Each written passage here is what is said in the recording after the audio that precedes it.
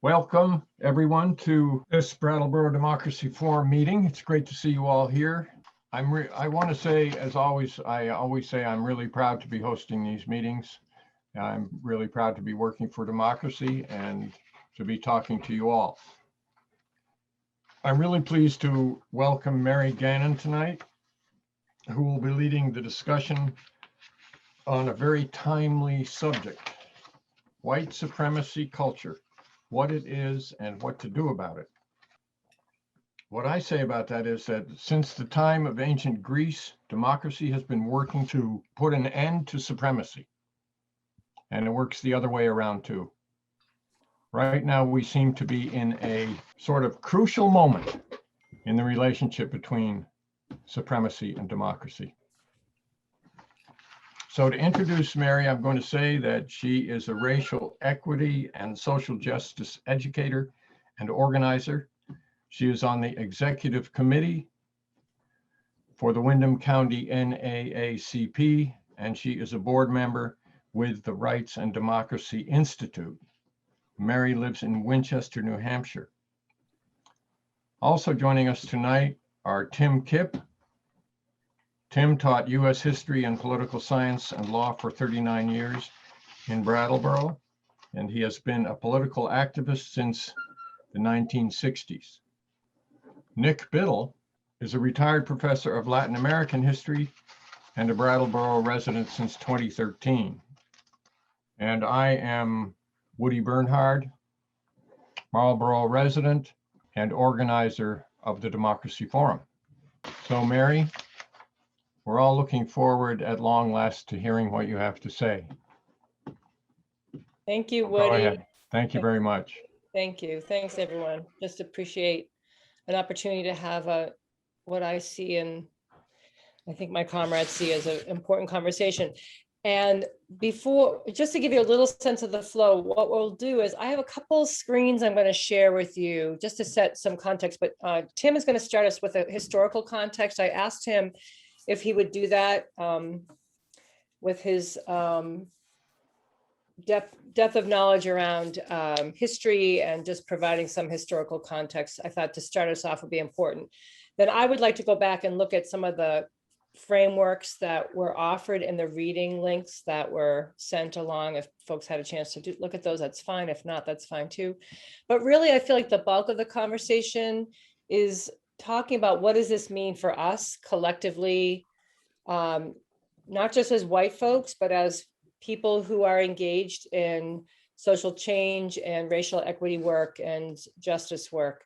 And so I thought it would be, it could be useful for us to have a conversation about what it means for us in terms of next steps.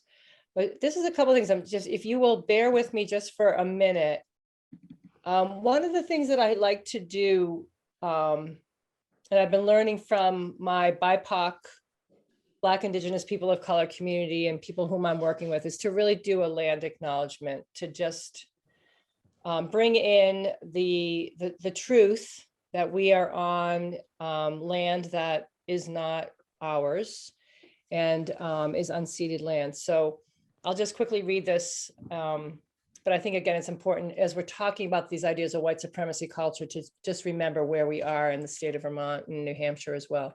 So we acknowledge the traditional, ancestral, and unceded land of the Abenaki people on which we live and thrive today. We recognize and honor that they have lived, worked, and continue to reside on this land. We are grateful to be here and for the sharing of this land. So I wanted to offer that as again, part of this context that we are thinking about and exploring when we talk about these ideas of white supremacy and culture. Whoops, sorry, that's a different part. One of the things that I want to share, I can't help it, sorry, it's the teacher and trainer in me. But given that we are talking about a topic, an array of topics connected to white supremacy culture that I think can oftentimes be difficult and uncomfortable, I just wanted to offer this agreement that I've also been using in my work. Many of you who are teachers and educators probably use something similar. And I just wanted to offer this as a way to set some tone for how we will engage with a difficult conversation. So as we begin to discuss difficult topics such as race, class privilege and oppression, etc., we all pledge to grant each other as much grace, empathy, and understanding as possible. We also recognize that we are all on an individual and collective journey to dismantle and eventually erase oppression and white supremacy systems from our culture and institutions. So we pledge to be kind and respectful to each other, even when we disagree. We pledge to refrain judgment and instead seek more understanding. And we pledge to move together to hold each other as best we can, particularly in the current moment with this backdrop of the Floyd murder trial that's happening and the recent murders of Asian American women. I think that these are very difficult times we live in around justice and equity. And so I just wanted to offer that as a way to set a little bit of context. And I'm going to hand it to Tim, and we'll go from there. Okay, thank you, Mary. So in about 30 minutes, I'm going to try to capture white supremacy's place in US history. And I want to start off by saying that I don't think that white supremacy is a byproduct of our history, or that it's a manifestation of our history, or for that matter, it's not a major thread that's woven into our fabric. I would say that it is our history. And it is who we are. Our country is founded on, built on, and is perpetuated on hierarchies of racism. And we are a nation of hierarchies of caste, C-A-S-T-E, race, and class. It was Frederick Douglass and W.E.B. Du Bois who both spoke of the color line as defining who we are as Americans and in this country. And I think their words from the 19th century and the early 20th century still ring very much true. These conditions have created our caste, race, and class systems, which over time are elaborated and buttressed by ideologies and values that serve to justify these hierarchies of inequality and oppression. So this lecture will focus on, I'm going to focus on capitalism, the dynamics of capitalism, and the Constitution, the structural nature of the Constitution, and what it was saying as part and parcel to this system of white supremacy. The economic and political realities of the 17th and 18th centuries foster the conditions of caste, race, and class that will then spawn and perpetuate a system of white supremacy that will reverberate throughout our history to this very day. Let me start with the colonial invasion, or the white invasion of North America. Contrary to the founders' myths, the founding myths, this country wasn't founded on ideals of freedom and religious liberty. Jamestown and Plymouth were fundamentally economic enterprises built on colonization and exploitation. Jamestown was a product of the first global corporation, the British East India Company, that sought profits via imperial control of natives and their lands. Religious differences and intolerance towards others in England and Holland ultimately led the Puritans to colonize Massachusetts. Even prior to their arrival in 1605, many years before, 10 years, 20 years before, the English explorer George Weymouth, following the lead of the Spanish, kidnapped and enslaved Wampanoag natives. And we should mention here that some of the estimates are that in 1500 in North America, where there were 10 million natives, and by 1900, there were 250,000. So Puritans continued to enslave natives and Africans. Their religious intolerance led them to expel nonconformists, such as Roger Williams and Anne Hutchinson. In the original draft of the Declaration of Independence, Jefferson, in a grand act of hypocrisy and blaming the victim, wrote that slaves who rebelled for their freedom were a threat to the revolution and independence. that paragraph did not make it to the final cut of the Declaration. But these natural spasms of imperialism in Virginia and Massachusetts colonies created a nascent forms of an economic system based upon private property, profits, and plunder. By 1776, Adam Smith would call this system capitalism. This economic system will transform humans into commodities and agriculture into mining. This economic system will create a political system that will serve first and foremost the interests of the elites. Thus, slavery will emerge in North America with the early white colonial invasions. This becomes a breeding ground for white supremacy. Recent scholarship revives the concept of caste, that's C-A-S-T-E, a caste system based upon racisms, inequalities, and brutalities. The scholar Isabel Wilkerson, in her latest book, Caste, The Origins of our Discontent, argues that the US was built on a caste system, a rigid hierarchy of human rankings, where the whites were superior to the people of color. So color became, or appearance became, the basis of the caste system, according to Wilkerson. A caste is deeper and more immutable than race and class. Caste is the infrastructure on which racial divisions are constructed. Caste is the bones and racism is the skin. Caste tends to be much more rigid and fixed, more so than the fluidity or the somewhat more fluid concepts of race. And a way of looking at that would be the 19th century experience of Italians and Irish in America, who, when they first came here, were not considered to be white. So the origins of the caste system in America does have its divine declarations. It's just declared in the Old Testament that the whites were the superior race. And according to Wilkerson, this caste system predates race as a concept, starting in the colonial days in the 1620s in Virginia. The system developed to satisfy European hunger, quote, hunger for the cheapest, most pliant labor to extract the most wealth, unquote. That's from Wilkerson.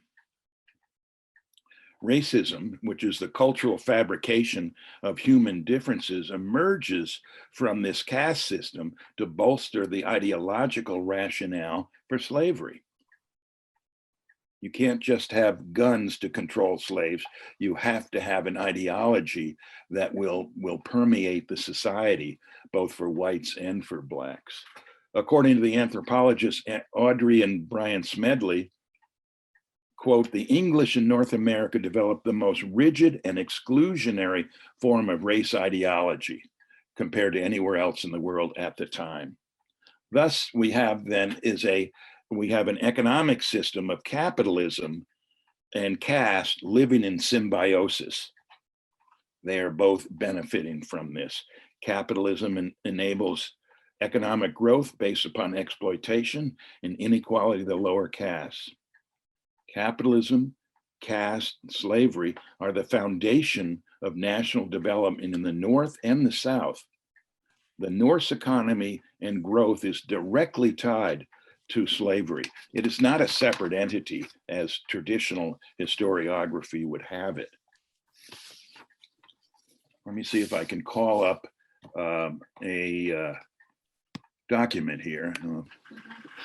So whites will benefit from this system of racism under capitalism, and the way some of the major ways that happens are as follows. And I've just, in order to make it a little easier to comprehend all of this, I've given you a number of outlines, so you can read that for yourself. Labor exploitation for cheap labor, subhuman working conditions, kind of like Amazon ware labor, divide and weakening the labor movement, is another function of this system, keeping working class and poor, both black and whites, in fearful competition of each other. There's a deliberate maldevelopment of BIPOC communities, and I would add BIPOC nations. And there's a good analog here between what we're talking about and our US foreign policy. And I would also add to that, that the creation of ghettos, and I use that term decidedly, I don't like to use euphemism, because a ghetto is created by the white power structure. So ghettos are created as mechanisms for colonization, social control, and exploitation. This system of white supremacy empowered the Democratic Party from the 19th century, early 19th century, up until the 1930s, and it empowered the Republican Party as well. And in particularly, we see that after World War II, right up to today. It's in most glaring forms, vivid forms today. Trump's racist regime is a logical consequence of this political economy. What this system does is it diverts white working class animus away from capitalism and towards people of color. So the locus of where the problems lie will be diverted. It diverts attention or the culpability away from capitalism and places it upon people of color.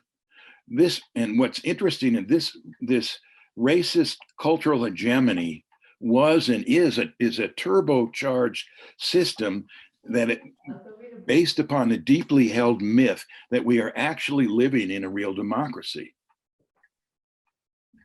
A society based on acceptance of diversity, of tolerance, of equality, of opportunity, and social mobility. After all, aren't we in the greatest democracy? Those kinds of myths are very powerful in propagating this a white supremacist culture. All right. The principles, capitalist principles, are built on a hierarchy of white supremacy. We live in basically I believe a neo-feudal system based upon authoritarian structures of command and control in a corporate world. There are vital characteristics in capitalism that all will coalesce to foment and to accelerate white supremacy. So the dynamics of private property, of profit and competition, laissez-faire and free markets, all in one form or another will coalesce to create the conditions of oppression that make sense for the oppressors and brutality for the victims. So the capitalism's logic is to place whites over blacks, the individual over the group, to reward selfishness. As the political scientist Carl Polanyi in his book, The Great Transformation, said, our economic system lifts some sectors of society while degrading other sectors. So we have blacks, we have women, we have natives, we have immigrants. Were either left out or hyper exploited during those boom times in American history. So if you look at after the Civil War, during the 1920s, and after World War II, you have a situation where people of color in particular are still left out of the equation. As a result, the United States has, to this day, the greatest income and wealth inequality in the developed world.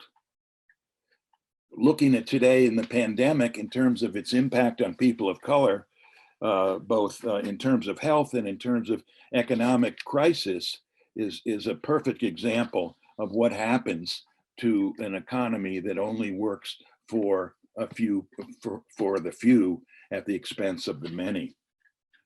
So in conclusion of this section on capitalism, let me say this.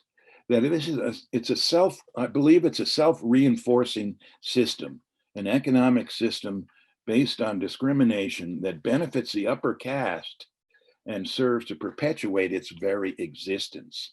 So cui bono, who is it that benefits from this system? Our economic system continues at an accelerated rate to aggregate more power to a smaller and smaller white elite who exercise extraordinary influence over the electoral, the legislative, judicial, media, and cultural processes. All of this will go to reinforce white supremacy. Now let me look at our Constitution as it relates to white supremacy. The Constitution of 1789 will codify structural inequalities based on caste, race, and class, and ensure that these will be perpetuated throughout our history. And I think the examples are with us every day. Those 55 delegates that came together in Philadelphia in 1787 were from the colonial elite. So who wasn't at that convention? Women, free blacks, slaves, Native Americans, immigrants, the working class, and the poor class. So those people were excluded from writing the Constitution, and they were excluded from ratifying it when they got back to their states for the state ratifying conventions. To give you an idea of what kind of document we're talking about, let's listen to some of the words of the founding fathers.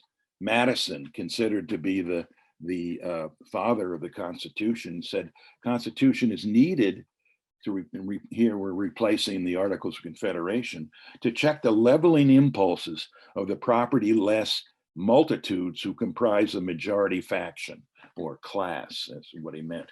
The father of our country, George Washington, said, "A new constitution was needed to contain the threat of the people." Edmund Randolph from Virginia said, "We need to quell the turbulence and the follies of democracy." Roger Sherman of Connecticut said, "The people should have as little to do as may be about the government," unquote. And my favorite is from John Jay, New York. There's a college named after him, a law school. And he said that the people who own the country ought to run it. The historian Charles Beard said that the elites were confident in their belief that what was good for them would be good for the country. According to Michael Perenni, the political scientist, said that the Constitution was designed to win some popular support, but would not tamper with existing class structure, would create a government strong enough to service the growing needs of the entrepreneurial and landed classes while withstanding the egalitarian demands of the ordinary populace.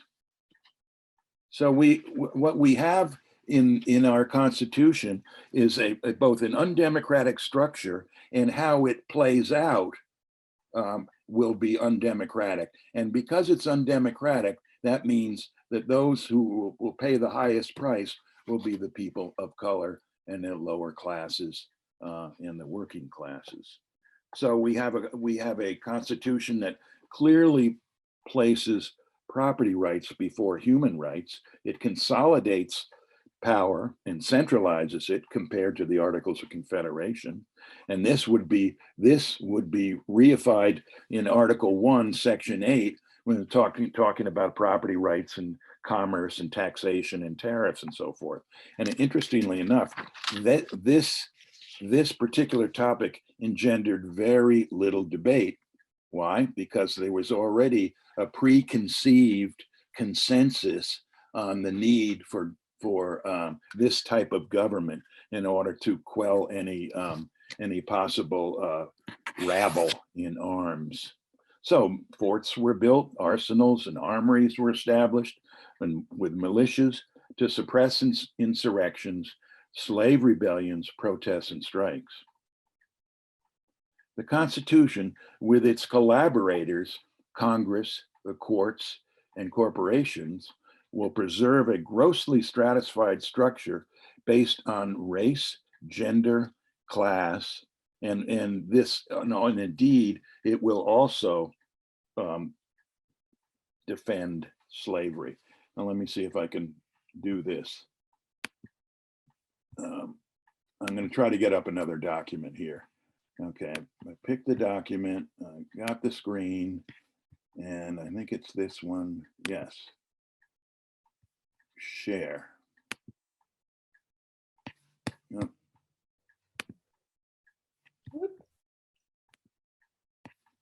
Don't we love when it works? Yes, and it almost worked. All right, know. so what the Constitution has done here is collaborate, with its collaborators, Congress and the courts and corporations, is preserve this incredible system that works for the few at the expense of the many. And how did the Constitution continue to protect and extend the power of slavery? Well, after the founding of the new republic.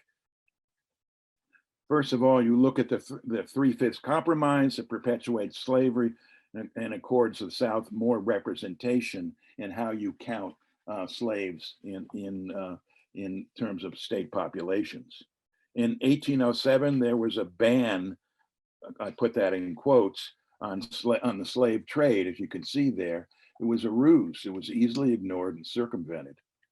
The Fugitive Slave Acts of 1793 and 1850 all were protected by Article 4, gave the slave owners the right to protect their property and retrieve their property, and they had to enlist the support or the cooperation of non-slave holding people, which encourages vigilantism and slave patrols.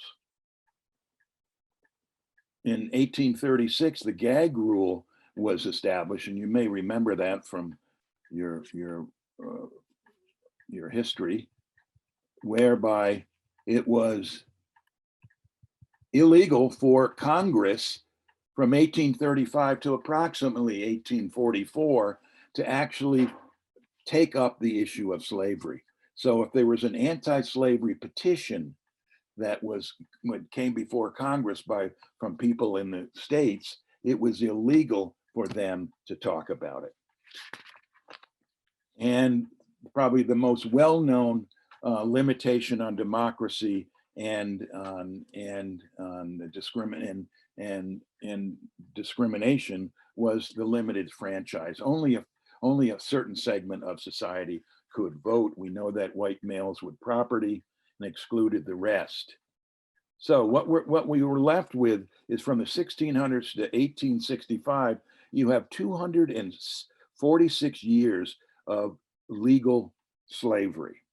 Or to put it, I think, in more human terms, 12 generations of African Americans endured slavery. Today, 1865 from 1865, when the end of slavery with the 13th Amendment, to today, we have some forms, I would argue, of neo-slavery, and we have re-emerging forms of Jim Crow, which became the counter to the freedom under the 13th, 14th, and 15th Amendment. So we do know that women got the right to vote. We know that Blacks eventually got the right to vote, not in 1870, where they did for a few years, but in 1965. We know that Natives got the right to vote in 1924. So you could say, well, that's good. That's, our country is growing and so forth. But we also should also recognize that for hundreds of years, these folks were socialized and codified by law into inferior status. And I'm reminded of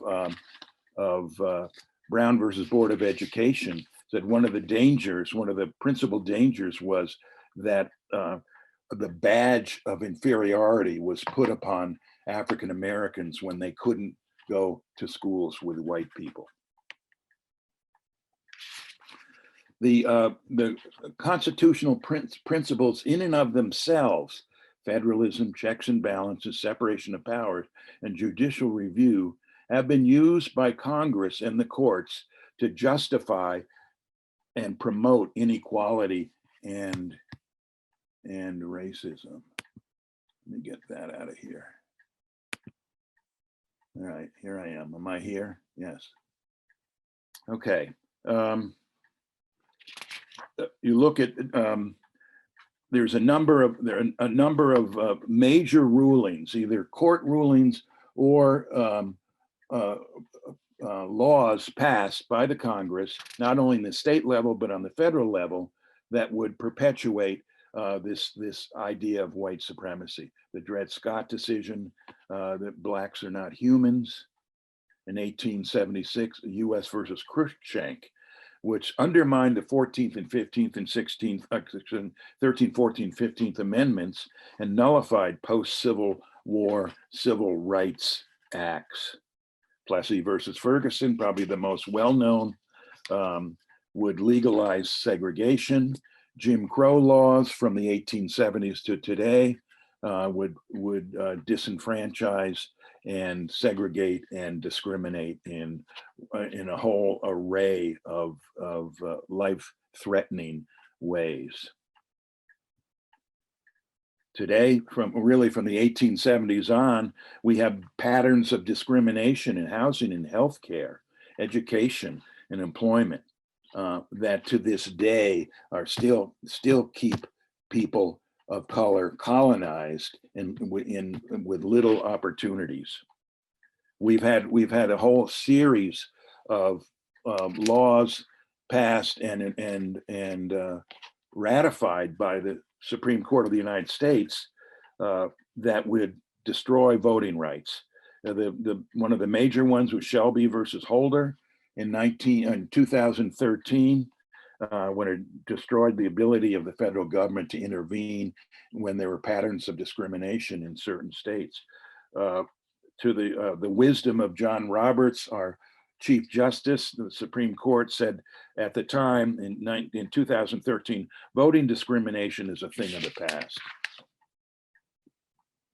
From 1976 to 2014, campaign finance laws have gone a long way to making sure that corporations and wealthy donors are not limited in how much money they can give to candidates. In 2008, the DC versus Heller decision expanded the Second Amendment rights for gun ownership, making the United States the most heavily armed society on earth.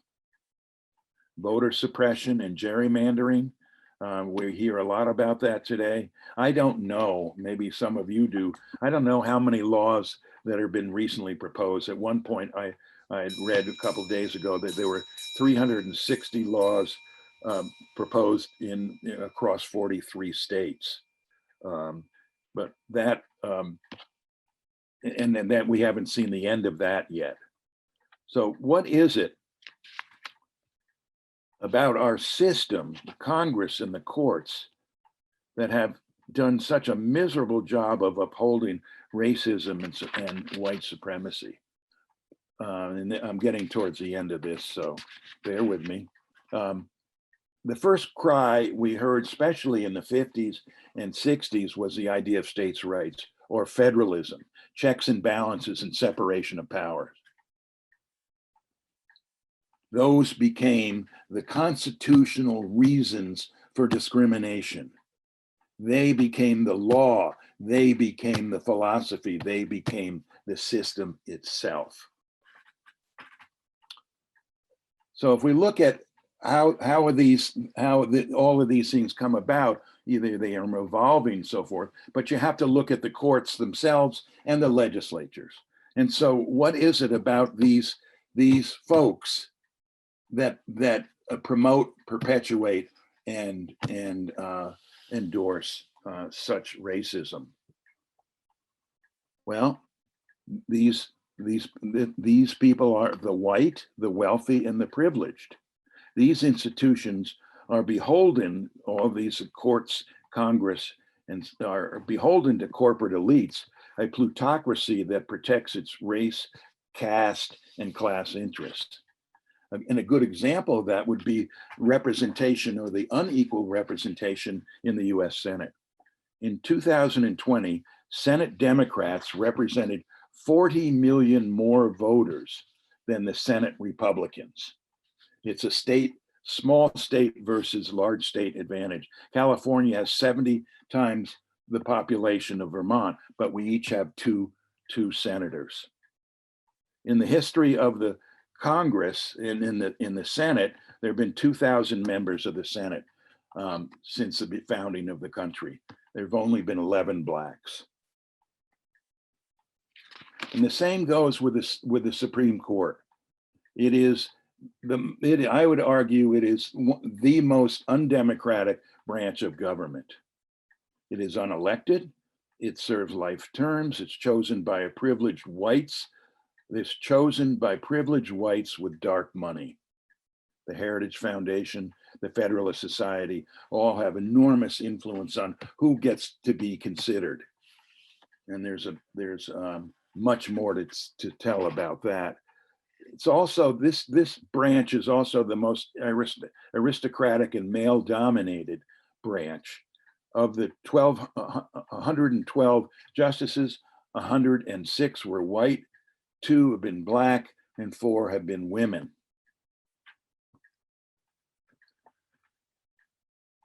In the last way, I would argue that the Supreme Court and the court system itself is fundamentally undemocratic and fundamentally promotes white privilege and white supremacy, has to do with the concept of judicial review. It was established by John Marshall, the Chief Justice at the time, in 1803 in Marbury versus Madison. And very interestingly enough, so that idea is that the courts, as you well know, the courts can deem a law passed as being unconstitutional because of their interpretation of how it conforms to or does not conform to the Constitution. The reality is, and this is makes it even more brutal, is that there's nothing in the Constitution about judicial review. This was fabricated by John Marshall at the time. Even somebody as a slave owner, such as Thomas Jefferson, would say he was very fearful of it. The Anti-Federalists feared judicial usurpation by an unelected elite. A constitutional scholar, Russell Galloway, said about this early years of the court, quote, "The court's personnel were mainly recruited from a class of corporate lawyers, so there was no shortage of empathy with the desires of expanding capitalism." I think we can clearly see this playing out in today's court.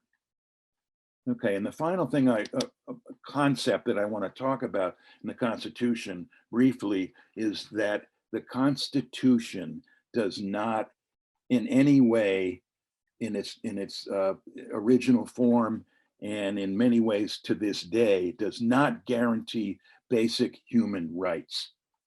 There's nothing about healthcare, shelter, food, employment, education, retirement, all of the things that came about, the civilized things that have emerged over the course of our history have come about because of people struggling, people dying, people willing to risk their lives to try to humanize this system, a system of economics and a constitutional system that indeed does not work for the majority of people. So in conclusion, let me say this. People of color, the working class, and the poor know the Constitution is a system, and also our capitalist system is a system of hierarchies of caste, race, and white supremacy. The upper caste whites know the Constitution is democratic and stable. Well, as we say this, and Mary and I have been working together for 30 years, when we hit people, our students, over the head we also want to make sure that they don't bleed to death, and that there's always room for optimism. And even though I have a very serious critique of our structural analysis of our system, that does not prevent us from moving ahead. And the people on this panel are excellent examples of how we can turn a vicious system into a humane system. So let me just put it out there. Thank you for that, for sure. I'm thinking about what you started us off with, Tim, was your first comment around understanding how it's really the foundation, that when we talk about white supremacy and white supremacy ideology, that it's the foundation that this country was built on. Mm-hmm. So everything is emanated and has emanated and continues to from that. It's an outcome of all of that belief and ideology. I just think the structure, the ideology, the function are fed by, are nurtured, if I hate to use that positive term, on these inequalities, these hierarchies, this white supremacy. Yeah. So I'm just going to take a couple minutes because I know, hi, Curtis, nice to see you. We started late because we were having some technological issues, and we can always find ways to continue, but I want to really let people have some discussion time too. So what I wanted to do was just, as some of you know, if you were able to get the original email from Woody, that there was a lot of links that were sent along, and I would encourage you, if it's something you really want to dig into, there's lots out there, but I sent 4 that I tend to rely on. One's actually from the NEA, National Education Association, which is interesting. They actually have a link to looking at white supremacy culture in schools. But what I wanted to say just to start off is that there's a lot of many different ways that people are describing this and defining this language and terminology. And it seems, given this last year where the racial justice crisis has risen to a scale where now white people have chosen to maybe start paying attention, that the language of white supremacy and white supremacy culture, but also in the heels of in the midst of the Trump administration, that we began to see a prevalence of this kind of language. So I just thought it was important to delineate that a little bit. And in some of the reading, one of the ways they talk about it is this idea of, white supremacy in relationship to white supremacist hate groups, and then talking about it as culture. So one of the, I'm just going to read a little bit from the Atlantic article, which was really looking at this idea of critical race theory, which is a body of work that really looks at sort of the intersections of race and whiteness and capitalism, that has been championed by scholars for decades and years. I mean, I learned about it in graduate school from Bell Hooks and others. And they talk about this idea of white supremacy as not just alluding to only the self-conscious racism of white supremacist hate groups, that we need to understand that it is an expansive system that includes political, economic, and cultural norms, practices, and policies, where whites are overwhelmingly given control, have had control, have set the system up that way, and the material resources, the cultural capital, the material resources, along with this conscious and unconscious ideas of white superiority, in relation, and ideas of white dominance and non-white subordination, and the ways those get enacted across a broad array of institutions, right? So I think everyone on this screen tonight could probably come up with a number of examples of how we're seeing this. And unfortunately, over here in New Hampshire, tomorrow,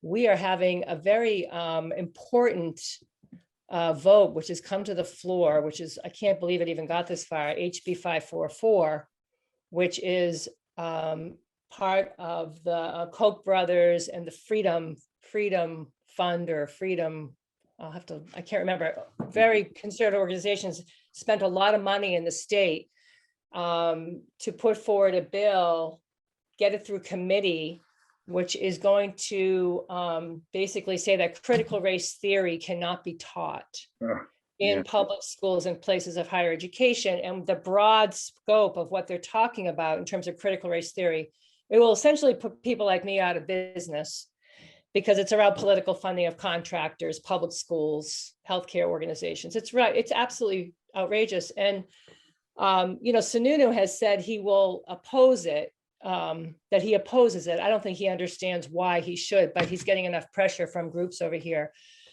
But again, the problem is that it reinforces a white supremacy culture here, and also just gives New Hampshire, not that we needed more, but we thought we were moving in the right direction and we're moving backwards. So, thinking again about how this is getting legislated through these policies, and keeping, this ideas of who gets to control the narrative, who gets to control history, who gets to control curriculum. I mean, it will go right down to schools.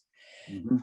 So I want to make that distinction between this idea of culture, right? So white supremacy culture centered on the idea that, again, centered on white supremacy thinking that white folks are superior to people of other racial backgrounds, and that we, in fact, should and do benefit politically, economically, and socially over people of color, BIPOC folks.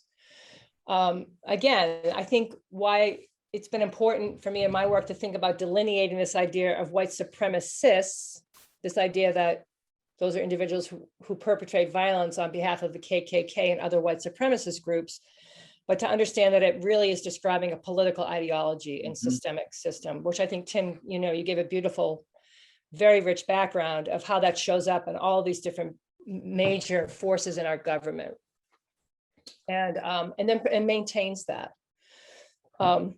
So one of the things I just wanted to, I'm trying to do this a little bit quickly, but so again, this idea of culture, understanding that culture is a way of life of a group of people, right? So it's behaviors, beliefs, values, norms, generally that get communicated and imitated without thinking about it. And that's one of the ways that white supremacy culture operates, is that it's just so much embedded in the way that we do things, in the way that we think about our daily lived experiences. And that also, well, I'll hold off on that because I don't want to talk about harm yet, but understand that it's an ideology.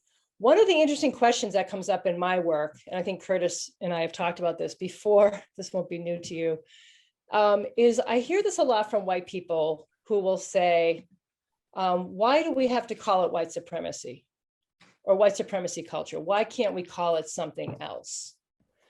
And I'm really clear in my work that we need to call it what it is, so that we can really deeply understand the historical roots of it and the current manifestations, so that we can actually disrupt it and try to, get at it at the root of these systems. But I would say probably 100%, 99.9% of the time, the people who are asking me that are white folks, because I know for myself that it's an uncomfortable term, because our association goes to this sort of white supremacist behavior, white supremacist violence, and that oftentimes there's a real genuine concern that it will really turn white people off. I mean, I've had people and clients who will say to me, or in schools, can you not use that word? Because I don't think people are going to really be ready for it. It makes them defensive. People had trouble with white privilege. Exactly. Look how far we got. That's sounding pretty damn benign these days to me,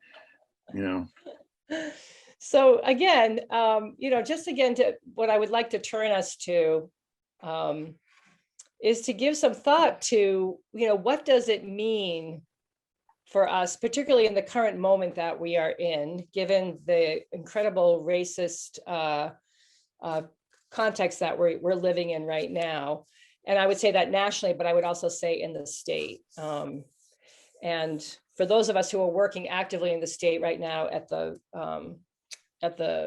Montpelier level, and then locally and in municipalities, it's really clear how we can see how this is so deeply embedded in the way who gets to make decisions, who's influencing, or when somebody in power decides that it's a good idea to talk about it, who gets the credit for that.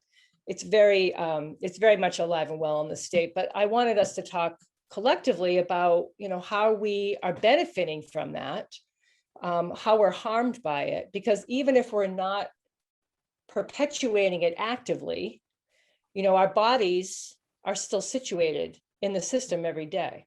And while we're situated in it, and I'm talking predominantly white folks in terms of how we benefit, but we're also shaping the institutions and impacting the institutions that we are a part of or that we enter into.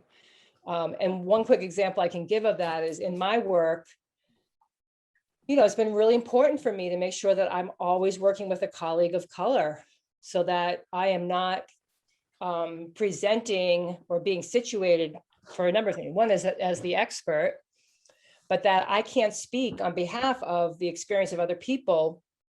And I can't speak on behalf of how the system is impacting people of color.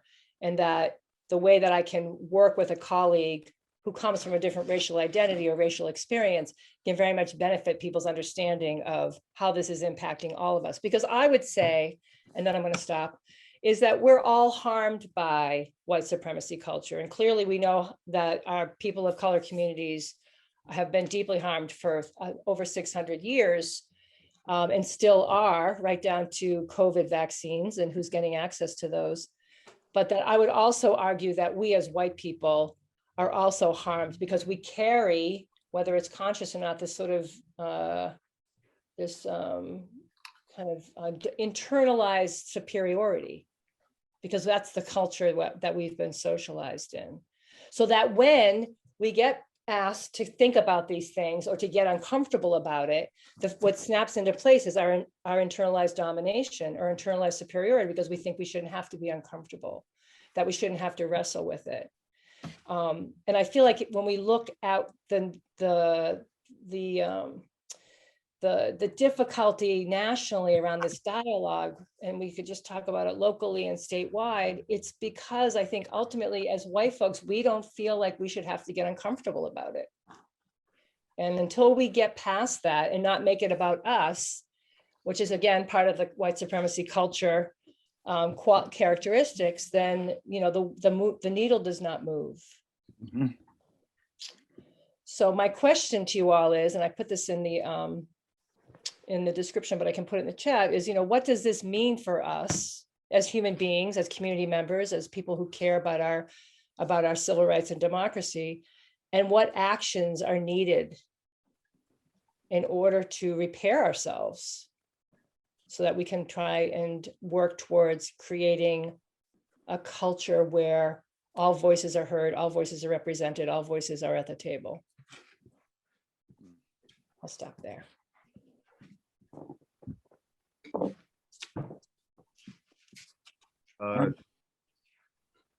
Should I chime in?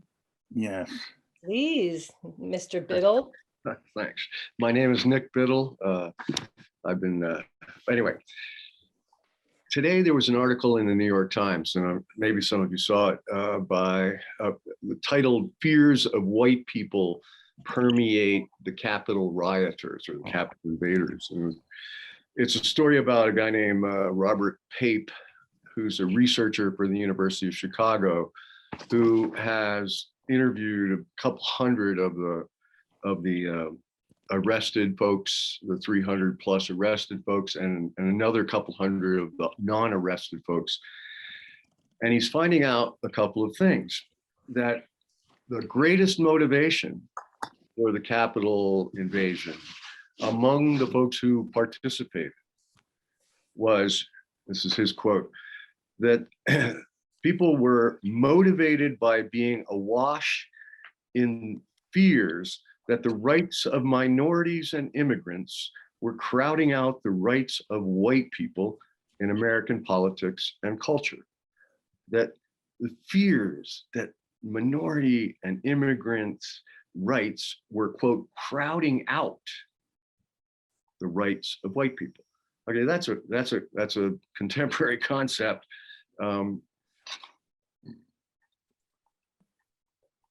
People who have been arrested and put it in. were Oath Keepers, Proud Boys, organized and came that way. But 90% of them weren't. And this guy Pape calls them, quote, a congealing mass movement on the right that has shown itself willing to put violence at its core. And then it kind of concludes by saying racial and cultural anxieties in American society are not going away and certainly not going to be solved by law enforcement. And that therefore, our society needs, quote, additional information and strategic approach. And what Tim did in his portion was an excellent history of the structures of racism in our nation and how it is the foundation from Jamestown forward. And then invoking Wilkerson's distinction between caste and race, or caste and racism, that racism is the ideological construct that embeds caste in our society. And that's a distinction that's not so easy to really ponder. That racism the ideology of racism embeds caste in the mind. So if we peel away the ideology of racism, we're still going to have the caste system. And so what Tim is, I think, saying is that capitalism is kind of the spine of the caste system. Capitalism needs to exploit to make itself work. And so it is the bones, as I think Tim put it, while racism is the skin, and you can peel off the skin, but you still got the bones. And so so in a certain way, this is the kind of information, Mary, that every citizen in this nation needs to have kind of clear in their being, right? And so we're not here to repair ourselves because we were never whole. We're here to improve ourselves towards something that will be less exploitative. And how to do that, of course, just the big question. And so,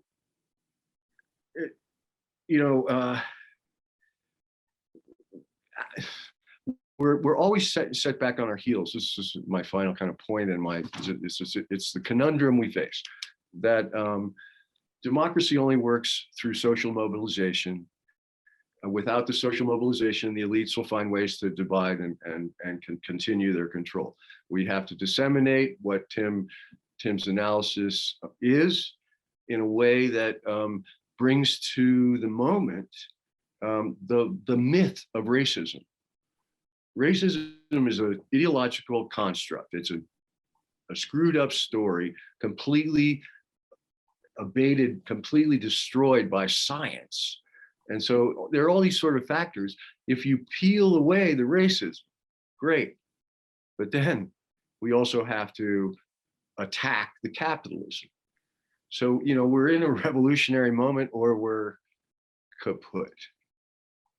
Because we have a small minority in our nation that is building into a civil war-like group, ready to put violence in use to maintain the privileges that they call the rights of white people that are being, what is the word? They were being crowded out. Yes. Crowded out. Yeah.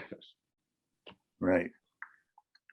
How about one way to, it seems to me, and this follows up on what you're saying, Nick, and also what Mary was saying, is that we look back on it's a great thing to say, look back on Trump, but in many ways, not only was it the worst of times, but it was also the best of times, kind of a Dickensian kind of analysis, in that the obvious brutalities and I've lost adjectives to describe what's been going on in our society. But at the same time, we have the largest civil rights movement that we've had in the history of this country, and people don't know that. I mean, some people have argued, not argued. I mean, some people have tried to quantify it, but there have been more things going on in the streets, in the halls of Congress, in the positive way, than even in the 1960s, 50s, and 70s. Sure. And so, in many ways, if we can recognize that, then we can recognize some of the power, at least, you know, from a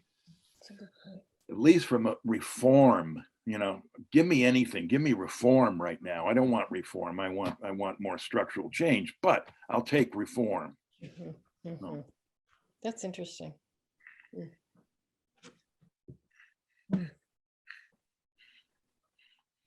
Questions, comments?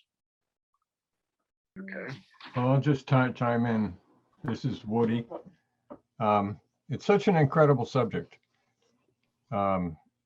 I think I'm unmuted. Am I unmuted? We can hear you. Yeah, good.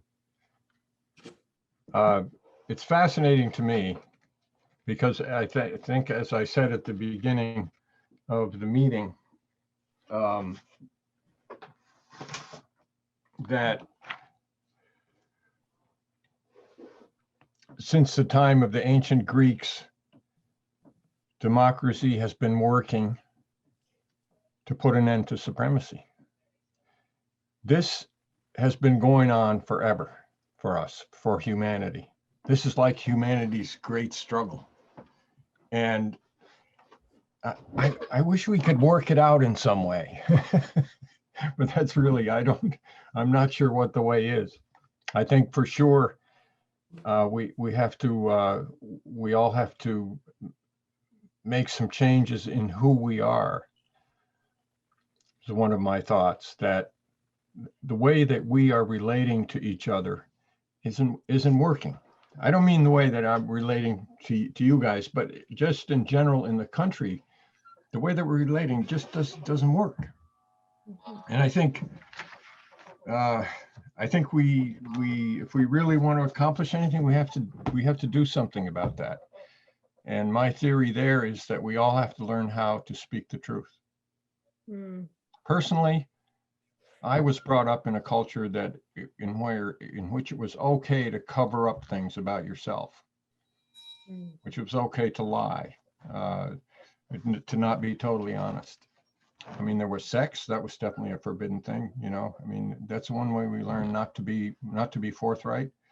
So I just put that out there. I think we really need to know how to be honest with each other. Right now, we know how to be angry, but do we know how to speak truthfully and respectfully to each other? I don't think so. And I think we need to do that. I'll stop there for now. Yeah, I would say I want to sort of second what Tim said about the multitude of angles on which racism is being addressed as both an economic, social, cultural, and it's involved in all of the issues of the Green New Deal, of the H1 House Bill 1, which is the voting, you know, a guarantee bill that needs to pass. Racism is in it, and in all of these angles, so that it's for the first time, maybe even including in the 1960s, it is a truly central topic within the American populace. And I think the great fear of the Republican Party is that it's winning. It's starting to galvanize humans who are citizens of the United States to a Democratic majority. And so they're doing everything in their, in their realm to find that, to put obstacles in the way of that, but they're losing.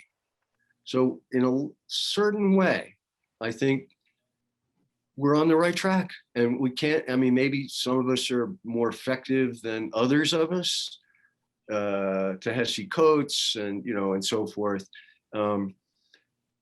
But we're all trying, and I think we're it's going to be slow, and we all have children, and we know we have to get this done for our children. So we're not stopping, and crises are coming. And if we keep building a small majority in every little space, we'll maybe, maybe, maybe we'll survive. Or we'll die trying. Well, I like the piece that Mary said too about, how, careful we need to be about speaking, and how are we speaking about others and others' experiences when they're not our own, right? And that importance of, making sure that the ownership of the message, of the experience, isn't presented as if it's us, right? Like us as me, a white woman. Mhm. I think what's interesting too is being in the environment that we're in Brattleboro, where our diversity is growing, but it's still not, we still have a dominant white population, for example. And it's hard sometimes to find those allies or friends, or like Mary was saying, well, I'd like to have someone of color with me when I'm speaking about these kinds of things. It's hard to find that sometimes, within our population, or even to have had that experience for folks that have always grown up in this area.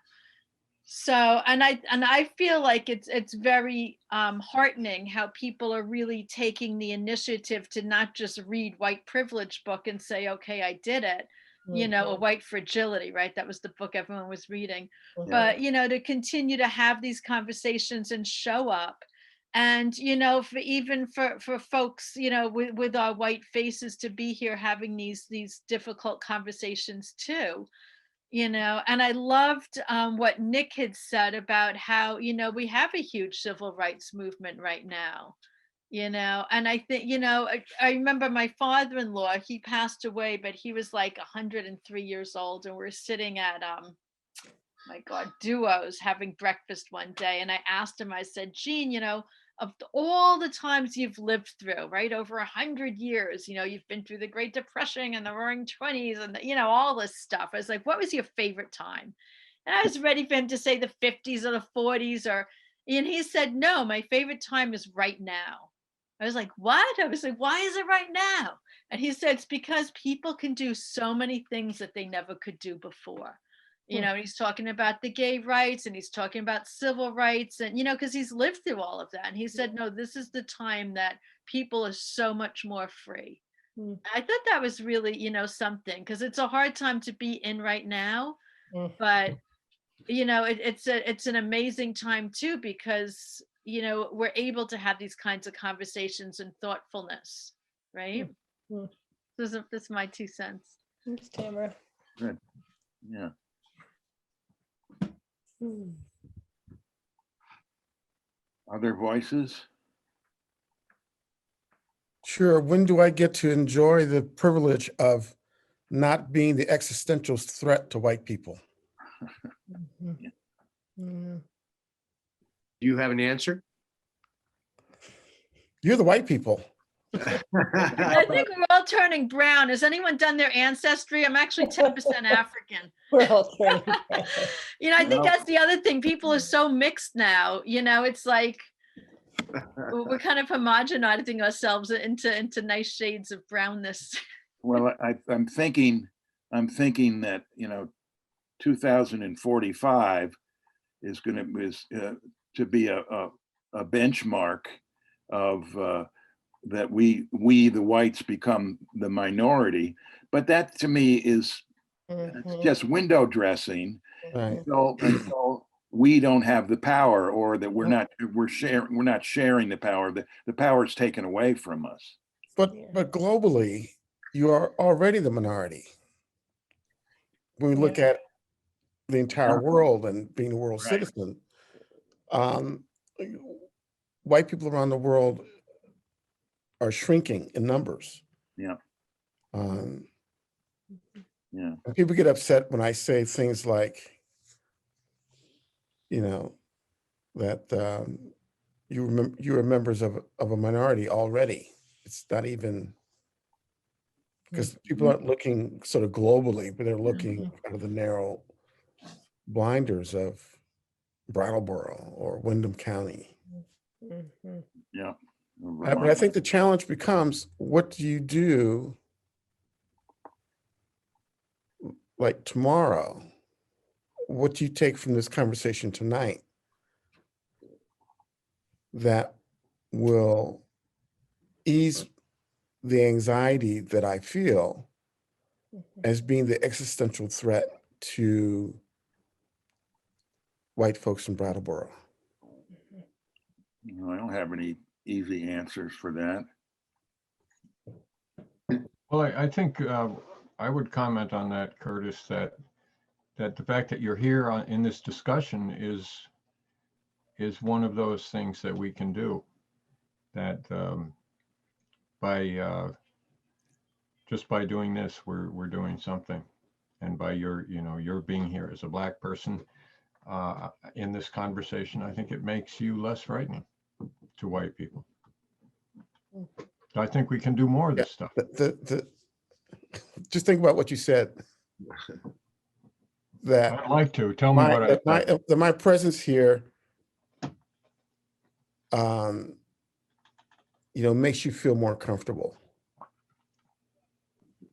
That Well, that's one way to say it. Yeah.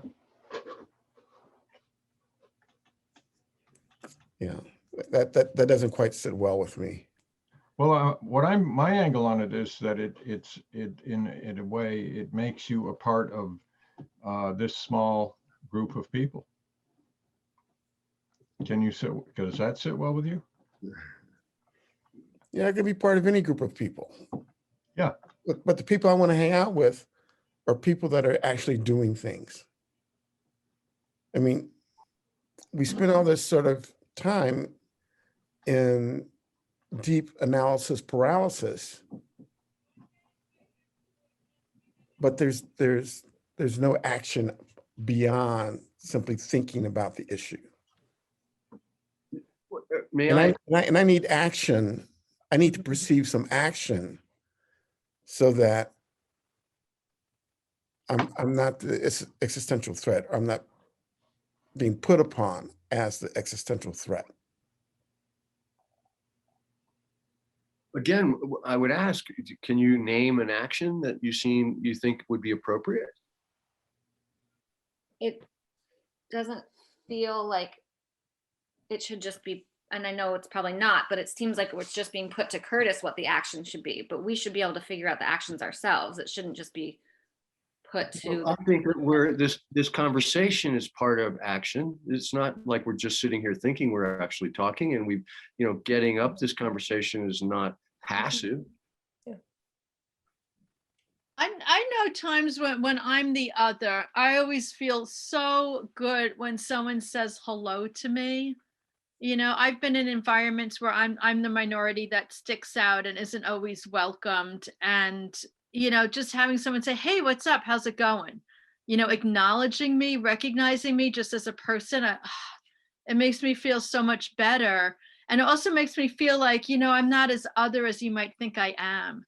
Oh, look, I have an ally amongst you, and there's many different times when I've stuck out, because of my accent or just, where I'm living at the time. And that's what makes me feel better is, an action is just someone saying hello to me. I think there's multiple levels of what, Curtis, you're talking about in terms of what does it mean to take action? What does it mean to speak up? What does it mean to change policy, culture, and those kinds of things? And I think, on the one hand, white folks, we all need to keep as much as some of us here, myself included, have been doing this for a long time. I studied it. I do a lot of navel gazing. I think about this all the time. And I still find myself perpetrating microaggressions, stepping on a colleague's, voice, et cetera, et cetera. So there is that ongoing exploration that we have to do, which I think part of this conversation tonight, I want to take responsibility because I was the one that brought this forward around what is it, that we can look historically, which we need to do. I think many white people don't understand our history or don't believe the history. And then what does that mean for the current moment, which Curtis, you and I have talked about this many times. Is, Yeah. what does that mean for right now? And so yesterday we sat in our community equity collaborative meeting for 2 hours. Those of us who have been doing this for 10 years and talked about what are the challenges we have in the community, what are the challenges we have with law enforcement, COVID, et cetera, et cetera. And then I said, I'm concerned about our schools, and I've been talking about our school district and my concerns for pretty much as long as I've been in the community. And I don't live in this community, but I work in it. And so as an example, Nick, I think for me, it's like, what can I do as somebody who does this work, but also cares and knows that the school district continues to skirt the conversation about anti-racism and racial equity. I think teachers like Heather are doing it, and Tim was doing it when he was there. But there's not a collective agreement or collective understanding. And so what does that mean for us as white people who, whether we have kids in the school system or not, we know that schools are fundamentally flawed, and we know that they need to be at the center of communities. We need to give attention to what's happening to our kids, and that we're not in the 19th century anymore. We're in the 21st century. Mm-hmm. So I think that for me is an example of what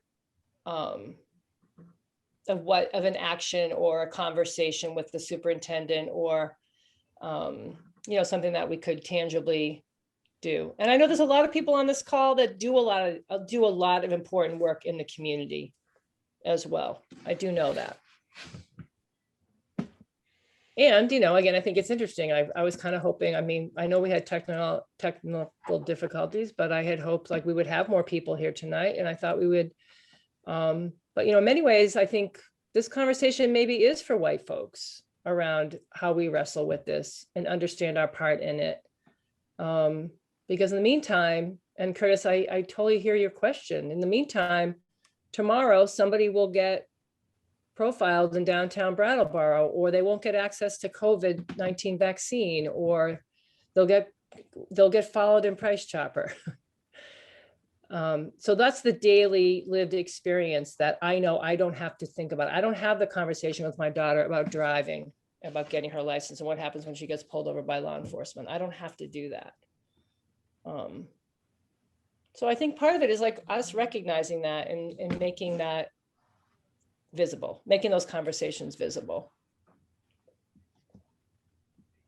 Right. And it's not for me to come up with the solutions. That's right. That's right. Can I just add to that? Sorry. I think that it's also important to recognize the actions can be all sorts of different, take many different forms. So I often feel very uncomfortable or out of place when I'm teaching a topic in diversity because I'm just white, like I don't know other people's experiences, and here I am trying to teach other people's experiences. And so, for example, an action that I'm taking is, so for example, to be here, to learn more about it, to talk more about it, to feel more comfortable about how to talk about it, even though I'm just a white person. Trying to educate others on people's experiences and what's happening in the system in this country and how it was founded.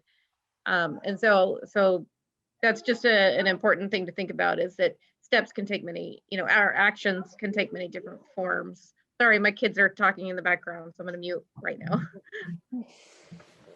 Thanks, Heather. So this is complicated. There's many different ways to engage, and it's also a complex system. And that's why I think we have to hold, for me, what I try to hold always is like the interpersonal and the institutional. That those are the levels that need to be looked at and considered simultaneously. I would recommend not falling into the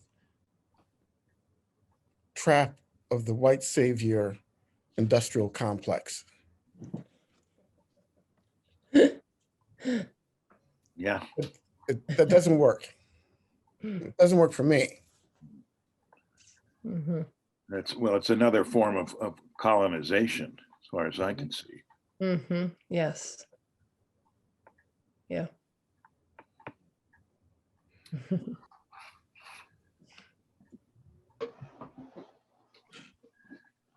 And Heather, I appreciate that you're doing that because, you know, one of my concerns is that the school district is not supporting teachers in really understanding how to look at your teaching, your materials, everything that you're doing through a social equity lens. I mean, there are people trying to do it. I know Michaela is, but you know, it's not a district-wide mandate. And so you are kind of left to figure that out, and it is important. But it can be challenging when you don't have leadership that is saying, this is what we're doing. This is what, like Peter Elwell did in the town of Brattleboro. He said, Right. this is what we're doing. This is what we care about. We're going to put our money where our mouth is. So I guess it's time to wrap it up unless anybody has something urgent or something that they're just inspired by at the last minute. So I guess it is time to wrap it up. And I'd like to thank you all for coming, especially Tim, Mary, Nick, Curtis. I thought it was a really worthwhile discussion, and certainly one that we should try and have more and more and have more and more understanding about how supremacy has as Tim pointed out, it's been our history. Mhm. And it's been a great conversation. So I wanted to thank Andy Reichsman and my partner Susan for tech support. And I'd like to say that this meeting will be on BCTV and on WVEW. And we thank them for airing these meetings. Yeah, And and you know, I would have one closing thought, and that Yeah. is, that's great. what will you do differently tomorrow? What will you do differently tomorrow based on the conversation you had tonight? That's It's a good. wonderful conversation. It really is. It's mind-opening. It's great. And I think that we will be definitely thinking differently tomorrow. I'm not sure. I'll probably be staying home anyway, but it definitely has made a difference for me, and I really have enjoyed it. But I appreciate what you said, Curtis. What will we be doing differently? And with that, we'll try to close it. Okay. Our next meeting, scheduled meeting, will be on Tuesday, May 4th. If you would like to present at the Brattleboro Democracy Forum, that would be a wonderful thing. There's no subject that is really out of bounds. If we can take on white supremacy, we can probably take on anything. So thank you very, very much for being here. Thank you, Woody. Thanks for your effort in making these conversations public. And I'm going to do a quick announcement. Yeah, please. Great. So if folks don't already know, if NAACP is doing their second Freedom Fund dinner. So I'm doing a shout out for that Friday, April 23rd. It is online, unfortunately, but the lineup for this event is pretty spectacular. The music looks to be amazing. We have some great speakers, and it's 7 to 8:30. And it's a fundraiser for Windham County NAACP. That's one. The second one I have is, if folks are interested, Rights and Democracy, I'm on the Rights and Democracy Institute board, and I'm co-facilitating a movement reading group right now with Soraya Hightower, who is a city councilor from Burlington. And we're using Alicia Garza, one of the creators of Black Lives Matter. We're using her book, The Purpose of Power. And what we're trying to do is garner people from different communities across Vermont and New Hampshire to look at her amazing set of guidance around coalition building to try and create some more community energy around movement building. Sorry, I'm tired. And coalitions around particular issues that municipalities are dealing with. So if anyone's interested, you can get in touch with me or get onto Rights and Democracy, and the movement reading group is there. And Nancy from Everyone's Books has been incredibly generous and is, with a small donation, she's giving folks the book. So if you donate to Rights and Democracy, she's giving the books away. And we have 3 more sessions. You don't have to come to every session. You don't even have to come to the reading group. You can just get the book. But just wanted to make that announcement. Thanks, Mary. Thank you, everyone. Thanks for your time tonight. Thanks for all the good preparation, Tim, and take care.